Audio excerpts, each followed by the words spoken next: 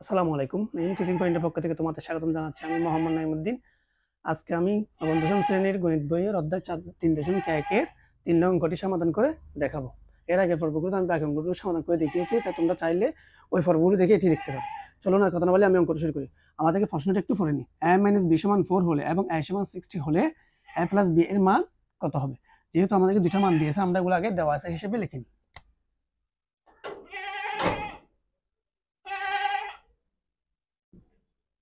দেওয়া আছে a - b = 4, ab = 60। আমরা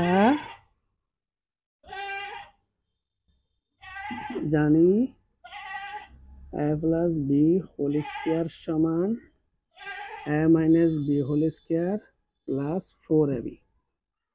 এটা হচ্ছে একটি সূত্র, অবশ্যই তোমরা সূত্রটি মুখস্থ করবে এবং এই সূত্রটি লিখবে, কারণ আমাদের যেহেতু a + 1b এর মান বের করতে হচ্ছে, সেহেতু আমরা এই সূত্রটি প্রয়োগ করতে হবে। বা a + b whole square equal a - b এর মান হচ্ছে কত? 4, 4 এর মান হচ্ছে 60।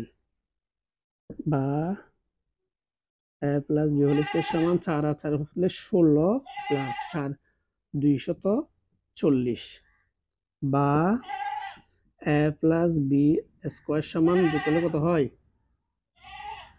56 200 5 6 56।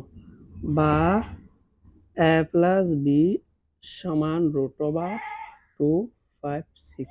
সুতরাং a + b সমান, যেহেতু রুটে 256 এর উপর √ দিলে √256 16, এটা আমরা লিখতে পারি ±16। নির্ণয় মান 16, আনসার 16। অঙ্কটি খুবই সহজ, জাস্ট একটা সূত্র, তোমরা যদি এই সূত্রটি মুখস্থ করতে পারো, বুঝলে এই অঙ্কটি করা খুব সহজ হবে।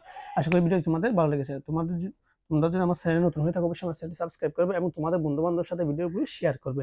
আর তোমাদের যদি আমার ভিডিওটি ভালো লাগে, অবশ্যই লাইক দেবে। পরবর্তী ভিডিওতে আমি অঙ্ক নিয়ে তোমাদের সামনে হাজির হবো। তখন ভালো থাকবে, সুস্থ থাকবে। আল্লাহ হাফেজ।